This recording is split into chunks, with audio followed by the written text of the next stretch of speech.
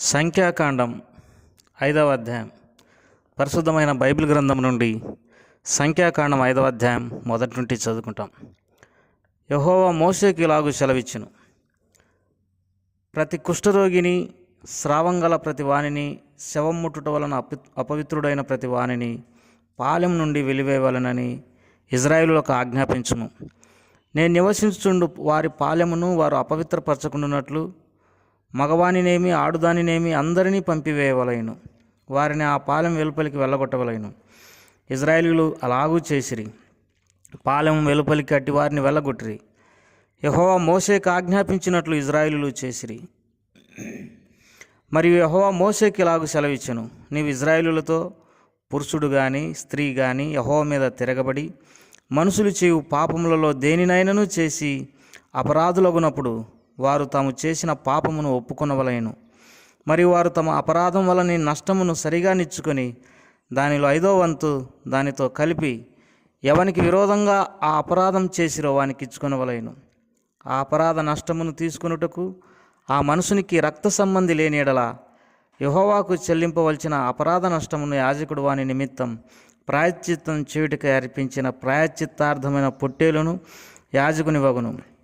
ఇజ్రాయేలీలు యాజకునికి తెచ్చు ప్రతిష్ఠితమైన వాటన్నిటిలో ప్రతిష్ఠింపబడిన ప్రతి వస్తువు యాజకుని వగును. ఎవడైనను ప్రతిష్ఠించినవి అతని వగును. ఎవడైనను యాజకునికి ఏమైనాను ఇచ్చినడలా అది అతని దగునని చెప్పుము. యెహోవా మోషేకి ఇలాగు సెలవిచ్చెను. నీవు ఇజ్రాయేలులతో ఇట్లనము.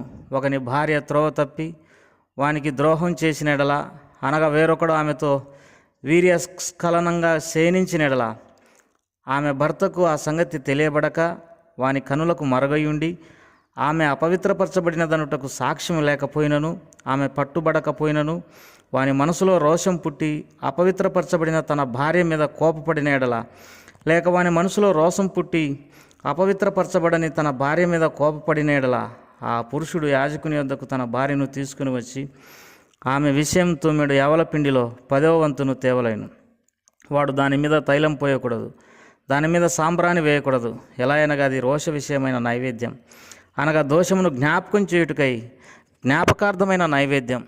అప్పుడు యాజకుడు ఆమెను దగ్గరకు తీసుకుని వచ్చి యెహోవా సన్నిధిని ఆమెను నిలవబెట్టవలెను. తర్వాత యాజకుడు మంటి కుండలో పరిశుద్ధమైన నీళ్లు తీసుకొనవలెను. మరియు యాజకుడు మందిరంలో నేలనున్న ధూళి కొంచెం తీసుకొని ఆ నీళ్ళలో వేయవలెను. తర్వాత యాజకుడు యెహోవా సన్నిధిని ఆ స్త్రీని నిలవబెట్టి ఆ స్త్రీ తలముసుకు తీసి రోష విషయమైన నైవేద్యమును, అనగా ఆ జ్ఞాపకార్థమైన నైవేద్యమును ఆమె చేతులలో ఉంచవలెను. శాపం పొందించు చేదు నీళ్లు యాజకుని చేతిలో ఉండవలెను. అప్పుడు యాజకుడు ఆ స్త్రీ చేత ప్రమాణం చేయించి ఆమెతో చెప్పవలసినదేమనగా, ఏ పురుషుడును నీతో శయనింపని ఎడలను నీవు నీ భర్తకు ఆధీనురాలవైనప్పుడు నువ్వు తప్పిపోయి అపవిత్రమైన కార్యం చేయకపోయిన ఎడలను శాపం కలగజేయు ఈ చేదు నీళ్ళ నుండి నిర్దోషివి కమ్ము. నీవు నీ భర్తకు ఆధీనురాలవైనప్పుడు నీవు త్రోవ తప్పి అపవిత్రపరచబడిన ఎడల, అనగా నీ భర్తకు మారుగా వేరొక పురుషుడు నీతో కూటమి చేసిన ఎడల, యెహోవా నీ నడుము పడునట్లును నీ కడుపు ఉబ్బునట్లును చేయుట వలన యెహోవా నీ జనుల మధ్యను నిన్ను శపథమునకును ప్రమాణమునకును ఆస్పదంగా చేయునుగాక.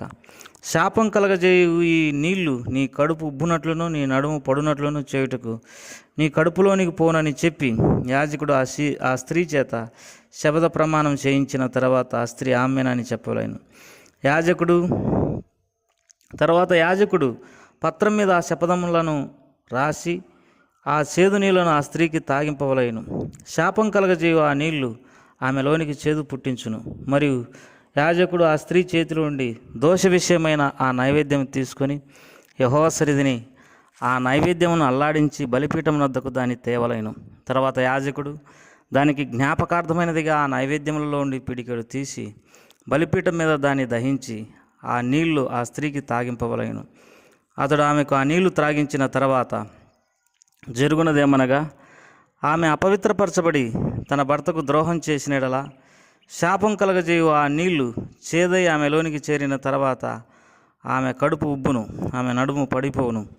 ఆ స్త్రీ తన జనుల మధ్య శాపమున కాస్పదముగా ఉండును. ఆ స్త్రీ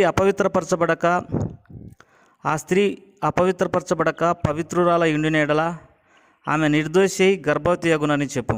రోషం విషయమైన విధి ఇది. ఏ స్త్రీ అయినను తన భర్త ఆధీనంలో ఉన్నప్పుడు త్రోవ తప్పి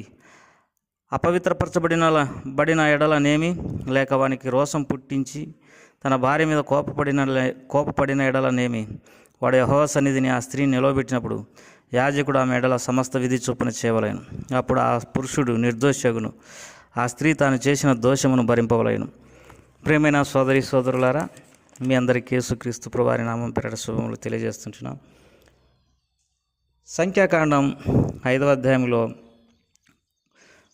2 ముఖ్యమైనటువంటి సంగతులు మనం జ్ఞాపకం చేసుకోవచ్చు. ప్రతి కుష్ఠరోగిని, స్రావం గల ప్రతి వానిని, శవం ముట్టుట వలన అపవిత్రుడైన ప్రతి వానిని పాలెములో ఉండి వెలివేయవలనని ఇజ్రాయేలులకు ఆజ్ఞాపించమని 2వ వచనంలో 5వ అధ్యాయం సంఖ్యాకాండం 5వ అధ్యాయం 2వ వచనంలో దేవుడు సెలవిస్తాడు. కుష్ఠరోగి, స్రావం గలవాడు, శవం ముట్టుట వలన అపవిత్రుడైన వాడిని పాలెం నుండి వెలివేయవలనని ప్రభు ఆజ్ఞాపిస్తుంటున్నాడు. దీనికి గల కారణం ఏంటంటే 3వ వచనంలో, నేను నివసించున్నట్లు వారి పాలెమును వారు అపవిత్రపరచుకున్నట్లు మగవానినేమి ఆడుదానినేమి అందరినీ పంపివేయవలెను. కాబట్టి దేవుడు ఆ పాలెంలో నివసించును గనక ఆ పాలెం పవిత్రంగా ఉండాలి. దేవుని వాక్యంలో నిర్గమకాండంలో మనం చదువుకున్నట్టుగా, నిర్గమకాండం 26వ అధ్యాయంలో మనం చదువుకున్నట్టుగా, నేను మీ మధ్య నివసించినట్లు మీరు నాకు ఒక పరిశుద్ధ స్థలమును నిర్మింపవలనని ప్రభువారు ఇజ్రాయేలీయులను కోరుతూ వచ్చినాడు.